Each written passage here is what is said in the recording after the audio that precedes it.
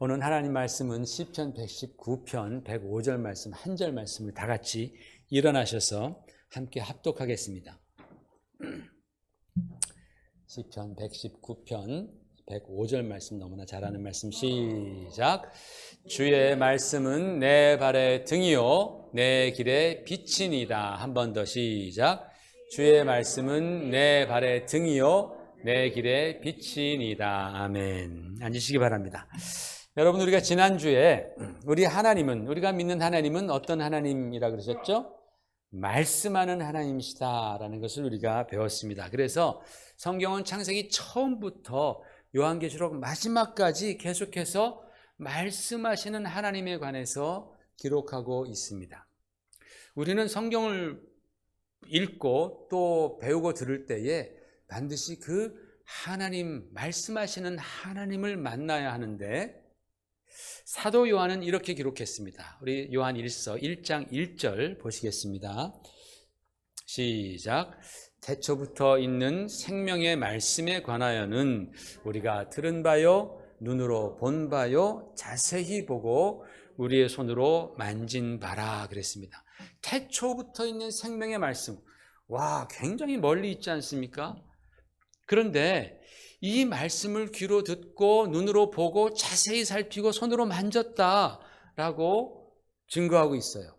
그러니까 하나님의 말씀을 그저 관념적으로만 생각한 것이 아니라 그들의 삶 속에서, 그 제자들의 삶 속에서 아주 구체적으로 경험했다라는 그런 뜻입니다.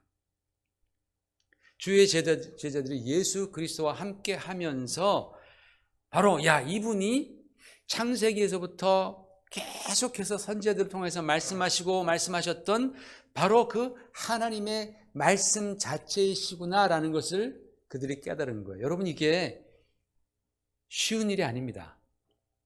저도 가만히 묵상해 보면요, 내가 그 시대에 살았더라면, 예수님과 함께 했더라면 예수님을 메시아로 인정하고 예수님을 하나님으로 인정하고 예수님을 하나님의 말씀 그 자체로, 말씀이 육신이 된 그분으로 내가 믿었을까?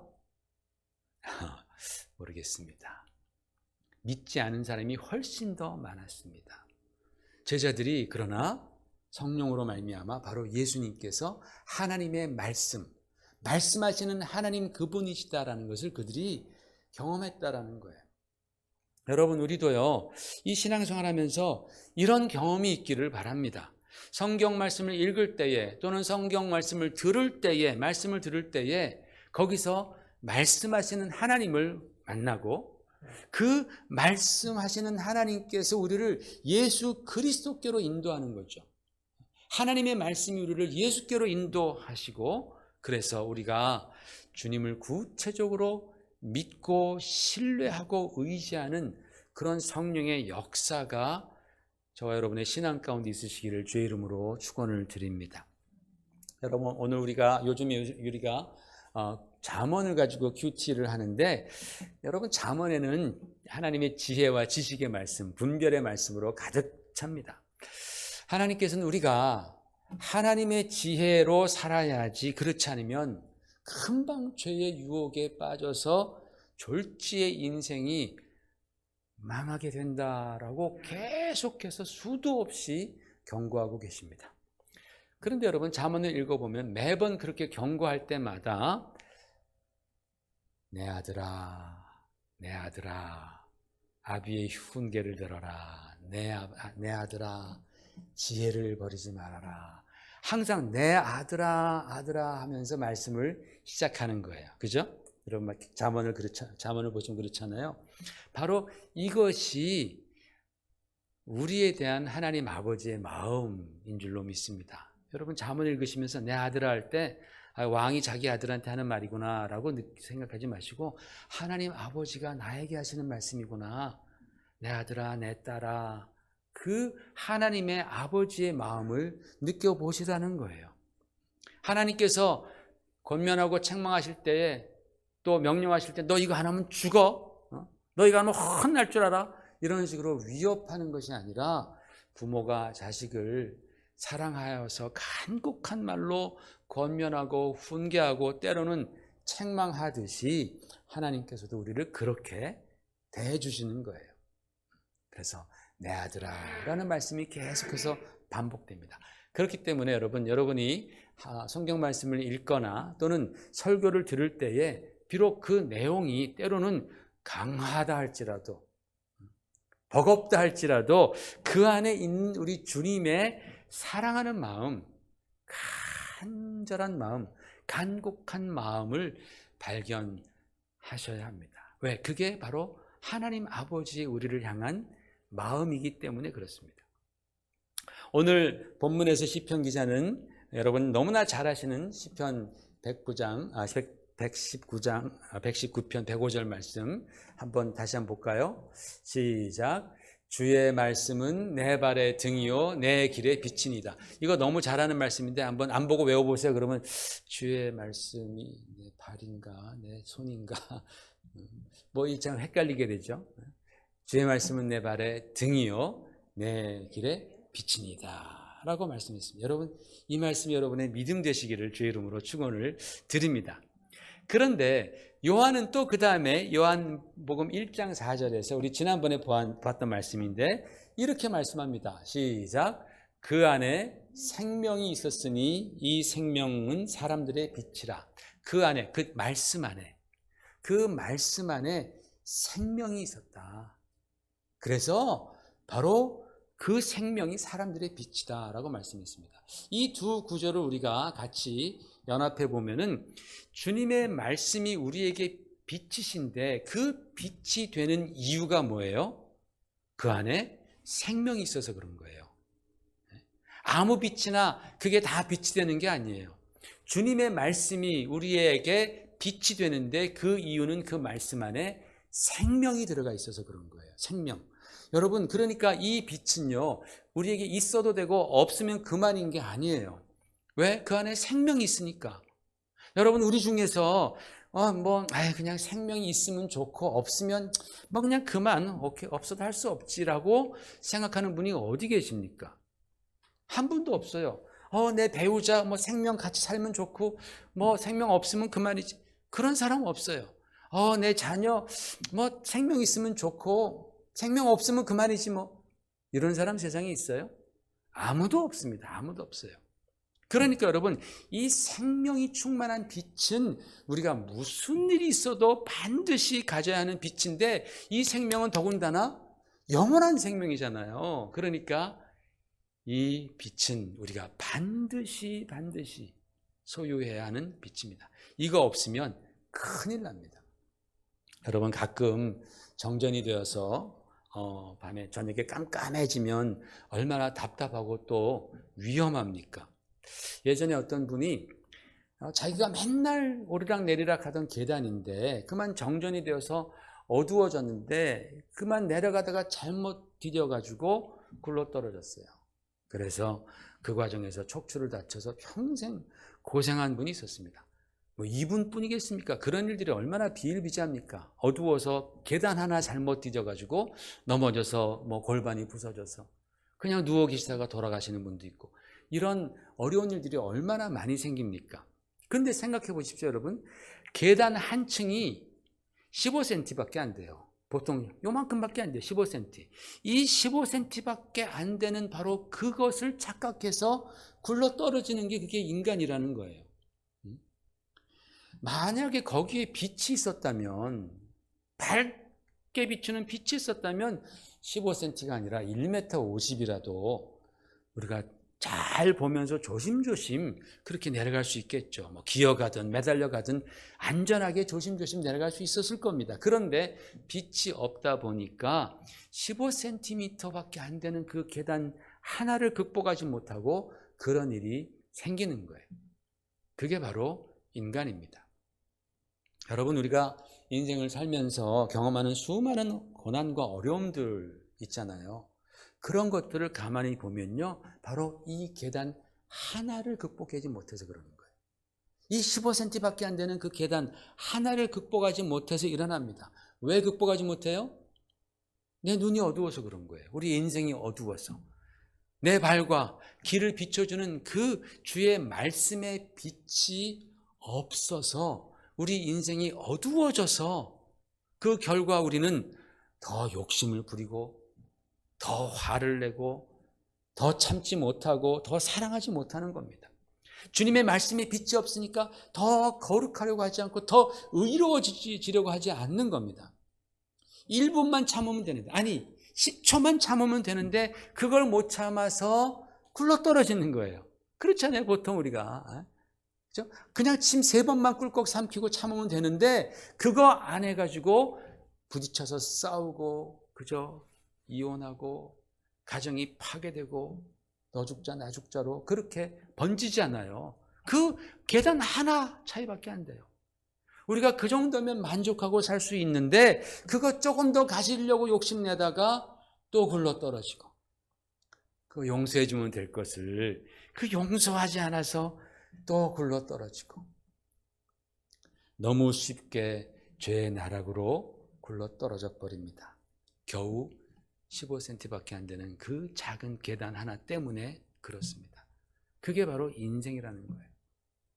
그러나 여러분, 만약에 우리의 삶 가운데에, 나의 심령 가운데에 나를 밝히 비춰주시는 그 예수 그리스도의 말씀의 빛이 있다면 우리는 이 유혹과 죄악이 막 지뢰밭처럼 깔려있는 이 세상을 우리는 안전하고 확실하게 나아갈 수 있는 줄 믿습니다. 왜? 우리가 밝히 보기 때문에 그래요. 분별할 수 있기 때문에 그렇습니다. 그러므로 여러분, 하나님의 말씀을 들을 때, 또 예배 중에 듣는 설교를 통해서 나를 향하신 그 주님의 사랑의 음성, 지혜의 말씀, 주님의 말씀의 빛을 경험하시기를 주의 이름으로 축원을 드립니다. 그러기 위해서 우리는 첫 번째로 이렇게 기도하셔야 됩니다. 자, 보십시다. 이렇게 기도해야 됩니다. 같이 읽어볼까요? 시작. 주님, 제게 성령 충만 주셔서 목사님의 말씀을 통해 주의 빛을 발견하게 하소서. 제 인생의 문제에 대한 해답을 찾게 하소서. 여러분이 설교를 듣기 전에 꼭 이런 기도를 했으면 좋겠어요. 주님, 저에게 성령 충만함을 주셔서 오늘 선포되는 말씀을 통해 주님의 빛을, 인생의 해답을 발견하게 하여 주시옵소서. 여러분, 일반적으로 목사님들은요, 어떤 특정 성도들의 상황과 형편을 놓고 설교하지 않습니다. 누가 이랬대더라. 그래서 그것 때문에 설교하지 않습니다. 왜? 각 성도들의 상황과 형편은 다 다르기 때문에 그래요. 만약에 우리가 다 똑같은 형편에 놓여 있다면 그러면 그것을 주제 삼아 설교하겠지만 그렇지 않습니다. 누구는 부부간의 문제가 있기도 하고, 누구는 경제적인 문제가 있기도 하고, 누구는 건강의 문제가 있기도 하고, 또 누구는 자녀와의 문제가 있기도 하고, 누구는 사업의 문제가 있기도 하고, 다 달라요. 그렇다고 해서 돌아가면서 한 번은 부부에 대한 설교, 한 번은 자녀에 대한 설교, 하나는 물질의 축복에 대한 설교, 하나는 치유에 대한 설교, 이렇게 계속해서 의도적으로 돌아가면서 설교하지 않습니다.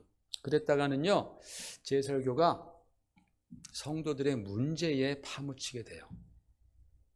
성도들의 문제에 파묻히는 거예요. 문제가 저의 설교를 이끌고 가게 됩니다. 그러다 보면요, 어떤 현상이 발견되는지 알아요? 우리는 하나님보다 내 문제에 더 집중하게 되는 거예요. 하나님의 말씀 자체보다 내 문제에 더 집중하게 됩니다. 그러면 내 문제가 더 커지면 하나님은 작아져요. 그러나 하나님이 커지면 내 문제는 작아지는 거예요. 이게 여러분 사실은 우리 신앙 가운데서 하나님을 은밀히 제거하려는 마귀의 교묘한 전략이에요. 내 문제만 보게 만드는 거, 내 아픔만 보게 만드는 거. 자꾸만 나의 그런 그 환경, 나의 어려움, 여기에만 집중시켜서 그 문제를 확대하면 하나님은 점점점 작아지는 거예요. 하나님에 대해서 말하고 있지만 그건 보이지 않고 들리지 않아요. 내 문제만 크게 보이는 거예요. 이게 마귀의 기가 막힌 교묘한 전략입니다. 여러분, 주의 종들은요, 가장 먼저 하나님의 말씀을 가감없이 대언해야 하는 그러한 사명이 있는 것이죠. 그렇기 때문에 여러분, 교회에 오셨는데 설교를 듣는데 오늘 설교의 주제와 내용이 여러분의 문제와 여러분의 그 어려움과 전혀 상관이 없는 그러한 내용일 수가 있어요. 그런데 여기에 놀라운 말씀의 신비가 있는 거예요. 설교의 주제와 내용은 전혀 나와 상관없이 보이지만 성령께서 역사하실 때, 성령께서 내 귀를 열어주시고 내 마음을 열어주시고 역사하시면 그 말씀 안에 답이 있는 거예요. 그 말씀 안에 빛이 있는 거예요. 한 단어 또는 한 문장이 내 심령 속에 들어오게 되면은 그 순간에 나에게 위로가 되고 믿음이 생기게 되고 내가 나의 어려움을 극복할 수 있는 그러한 성령의 능력이 나의 가운데에 파고드는 거예요. 이게 바로 성령의 능력이고 말씀의 능력인 줄로 믿습니다. 저는 언제나 그래서 어떤 말씀을 준비하든지 성령께서 그렇게 역사하실 줄 믿어요. 제가 여러분들의 모든 상황 모르잖아요. 다 모릅니다. 전혀 몰라도 제가 하나님 말씀을 잘 전하다 보면 그 말씀이 역사해서 우리가 보기에는 전혀 다른 분야의 말씀인 것 같지만 그러나 그 말씀으로 내가 치유되고 내가 힘을 얻고 나의 인생의 문제에 해답을 얻는 그런 역사가 일어나는 줄 믿습니다. 마치 하나님의 말씀은 한약과 같아요. 양약은 딱 꼬집어서 그죠? 그걸 치료하려고 하지만 한약은 사람을 갖다가 이렇게 기를 돋아주고 그죠? 힘을 줘가지고 그래서 치유하게 만들잖아요. 마치 한약과 같아요. 그래서 두 첩 먹으라잖아요. 신약, 구약, 구약, 신약 두 첩을 잘 다려 먹으면 그럼 우리가 건강해지는 거예요. 강건해지는 거예요. 그게 바로 성령의 능력, 말씀의 능력인 줄로 믿습니다. 여러분 오늘 말씀을 잘 보십시오. 오늘 말씀을 보세요. 자, 그 다음 말씀 넘겨보세요. 자, 주의 말씀은 내 발의 등이요 내 길의 빛이니이다. 여기에 세 부분이 나옵니다. 주님의 말씀, 그리고 등, 램프가 나오죠. 그리고 빛입니다. 여러분 어두운 길을 가는 사람들에게 궁극적으로 필요한 것은 빛입니다. 빛.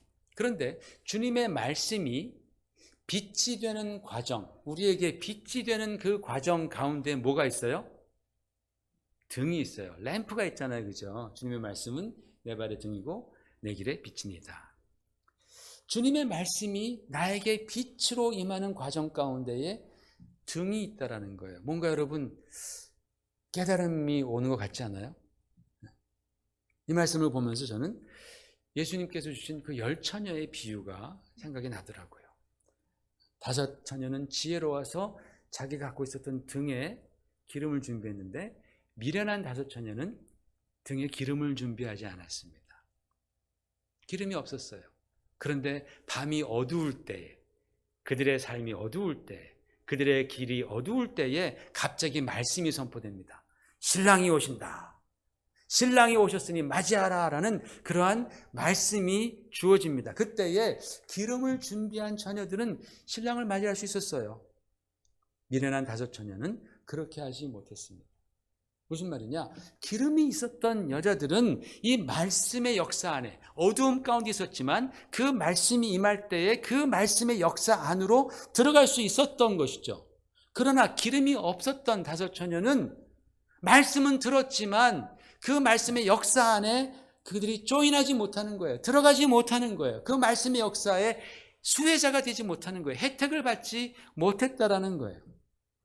여러분 성경에서 기름은 뭐예요? 누굽니까? 바로 성령 아니십니까? 성령의 기름 부으심, 어노인팅이라고 우리가 말을 많이 하지 않습니까? 즉 성령께서 우리를 도우셔야지만이 우리는 주의 말씀이 내 삶에서 구체적으로 역사하게 되는 거예요. 아멘?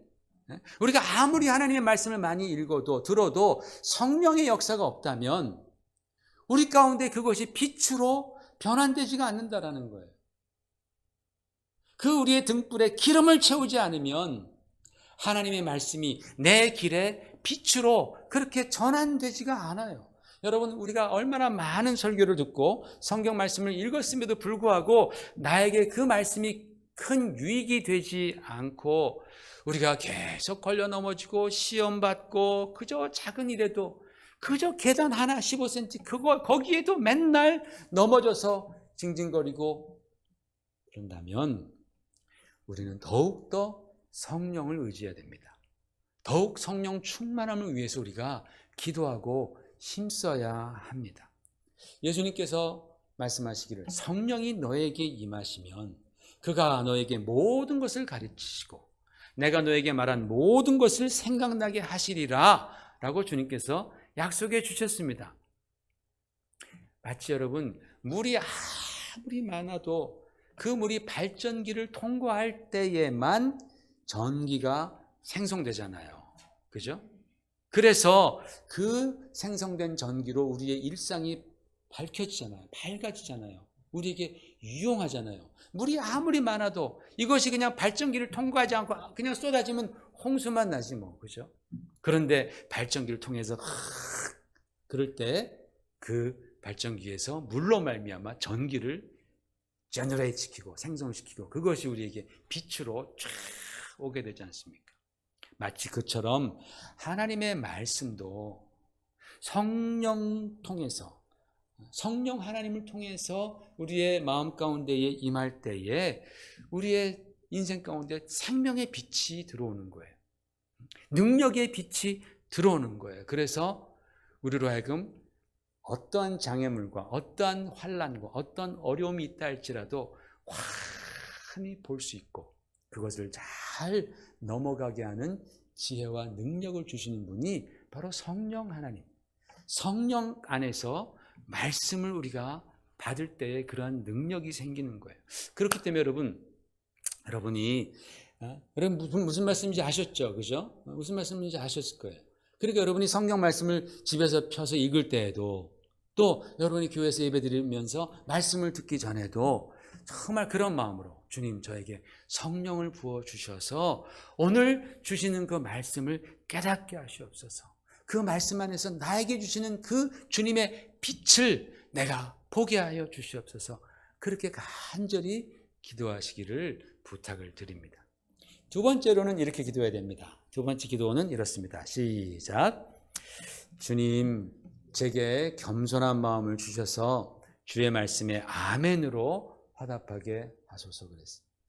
주님 저에게 겸손한 마음을 주시옵소서. 이거 진짜 여러분 중요한 기도입니다. 왜냐하면 우리 하나님께서는 마음이 교만한 자를 물리치시고 겸손한 자에게 뭘 베푸신다 그랬어요? 은혜를 베푸시느니라 그랬어요. 교만한 자를 물리치시고 겸손한 자에게는 은혜를 베푸시느니라. 근데 여러분 교회 다니는 분들 중에서 하나님께 대해서 예수님께 대해서 교만하다고 생각하는 사람 아무도 없습니다. 여러분 중에 하나님에 대해서 교만한 사람이 있어요? 아무도 없습니다. 아무도 나는 하나님에 대해서 예수님에 대해서 교만하다고 생각하지 않습니다. 그런데 여러분 성경에서 내가 교만하지 말라라고 할 때에 그 말씀은요 주님의 말씀을 두고 하시는 말씀이에요. 주님의 말씀에 대해서 교만하지 말라라는 거예요. 여러분 이스라엘 백성들 광야에서 그렇게 원망 불평 많이 했던 백성들은요 가만히 보시면 성경을 보면 그들이 하나님에 대해서 직접적으로 원망한 적 한 번도 없어요. 하나님에 대해서 하나님 우리 왜 그러셨습니까? 이렇게 말하지 않아요. 하나님의 말씀을 전하는 모세에게 원망하고 불평하는 거예요. 왜 우리를 광야로 이끌었냐고. 그런데 누가 이끌었어요? 하나님이 그 말씀을 하셔서 모세는 그렇게 그들을 광야로 이끈 거예요. 그런데 거기서 사람들은 왜 우리를 이끌어서 여기서 죽게 하느냐라면서 하나님의 말씀을 대적하는 거잖아요. 그게 교만이라는 거예요. 하나님에 대해서 직접적으로 교만한 사람 없어요. 우리는. 누가 예수님에 대해서 감히 직접적으로 대적합니까? 한 사람도 없어요. 제정신입니까?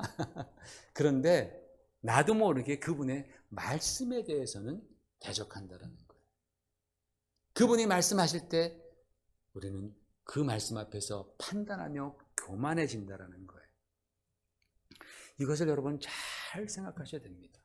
하나님이 교만한 자를 물리치시고 겸손한 자에게는 은혜를 베푸시느니라. 교만은 패망의 선봉이라고 또 자문에도 말씀하죠. 어떤 아들이 아버지 나는 아버지를 정말 사랑하고 존경합니다 라고 말하지만 아버지의 말씀은 지긋지긋 듣지 않아. 그러면은 그건 아버지 앞에서 교만한 거죠. 그죠? 아버지는 아들이 자기의 말을 듣기를 원하는 거예요. 여러분, 그래서 우리는요, 이 하나님의 말씀이 곧 하나님이시다라는 사실을 정말 믿어야 돼요. 우리 알고 있어요. 머릿속에 알고 있는데 정말 마음으로 깨달아야 돼요. 아, 하나님의 말씀이 하나님이시구나. 내가 하나님을 사랑하는 것은 하나님의 말씀을 사랑하고 그 말씀을 순종하는 것이구나. 내가 하나님 앞에 겸손한 것은 그 하나님의 말씀 앞에 겸손한 것이구나. 이것을 우리는 깨달아야 돼요. 여러분, 주 예수께서 마귀에게 시험을 받으실 때에 이렇게 말씀했습니다. 마태복음 4장 4절 시작. 사람이 떡으로만 살 것이 아니요 하나님의 입으로부터 나오는 모든 말씀으로 살 것이니라 그랬어요. 모든 말씀, every word라고 그렇게 번역되어 있습니다. 모든 말씀으로 살아가야 하는 우리입니다. 우리 크리스찬들은 하나님의 입으로 나오는 모든 말씀, 내가 좋아하고 원하는 말씀만 내가 취사 선택해서 받는 것이 아니고 하나님의 모든 말씀 앞에 우리는 겸손하게 엎드려야 됩니다.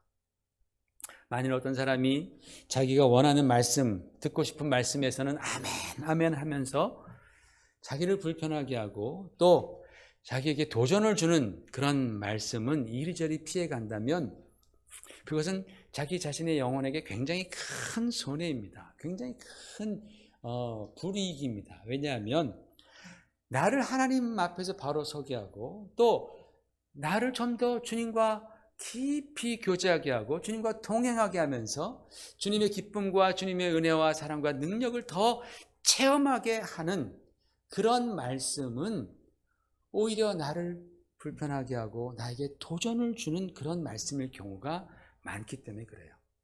나를 편하게 해주는 그런 말씀보다도 나에게 도전을 주고 나에게 때로는 불편을 가져다 주는 그런 말씀, 그것을 내가 극복해 나아갈 때에 우리는 우리의 신앙이 더 세워지고 우리는 더 주님의 제자다워지고 우리는 더 주님의 그 임재를 경험하게 된다라는 거예요. 여러분, 우리가 잘 아는 디모데후서 3장 16절 말씀, 17절 말씀 한번 같이 보십시다. 시작. 모든 성경은 하나님의 감동으로 된 것으로 교훈과 책망과 바르게 함과 의로 교육하기에 유익하니 이는 하나님의 사람으로 온전하게 하며 모든 선한 일을 행할 능력을 갖추게 하려 함이라 그랬습니다. 여러분, 이 말씀 읽으면 언제나 좋잖아요. 그죠? 기분이 좋죠. 하나님 말씀 진짜 좋다. 교훈과 책망과 바르게 함과 의로 교육하기 유익하다. 그래서 우리를 온전하게 만든다. 온전하게 만든다.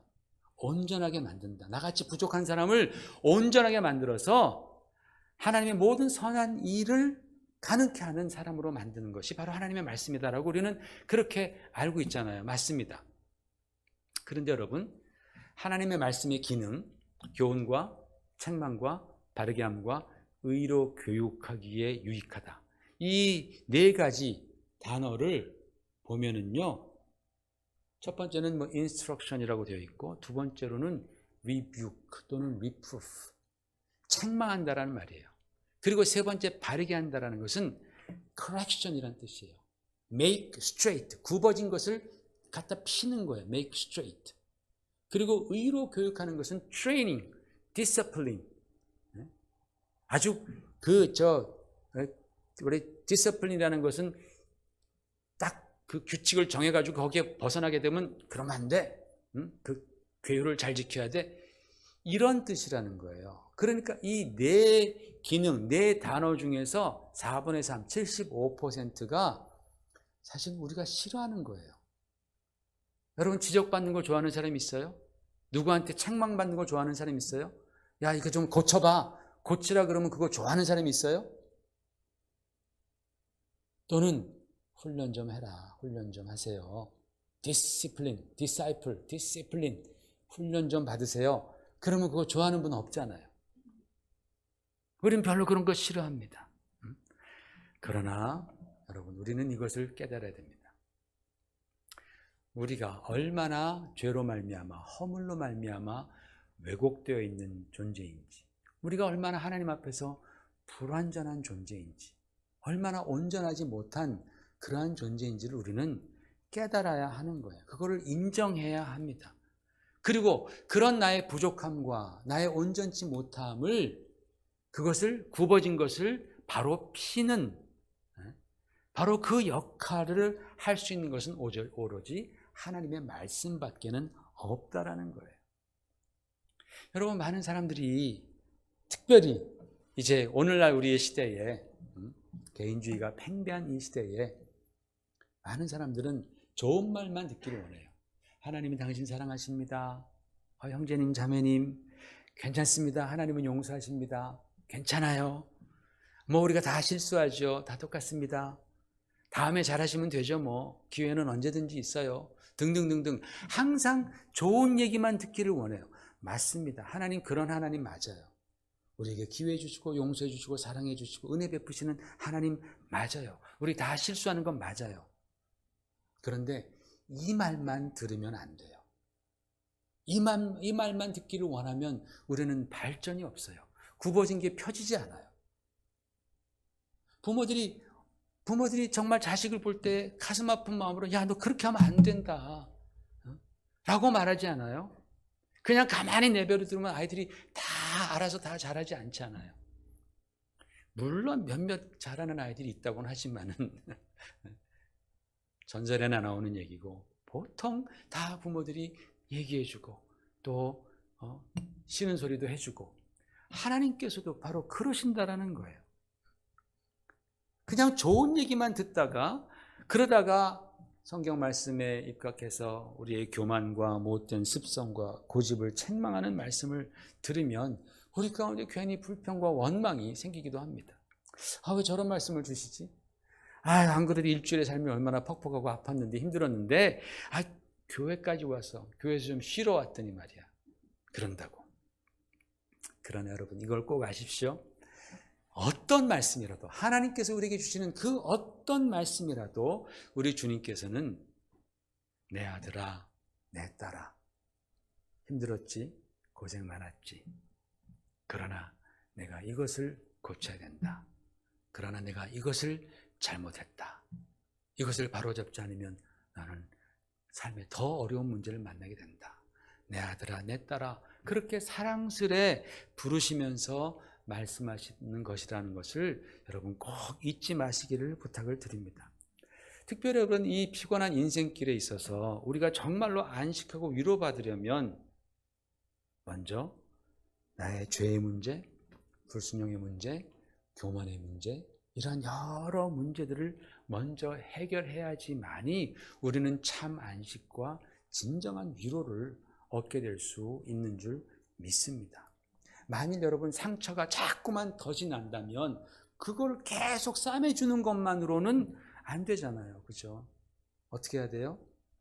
근본적인 해결을 위해서 때로는 힘들고 아파도 메시를 들어야 하는 것과 같은 이치예요.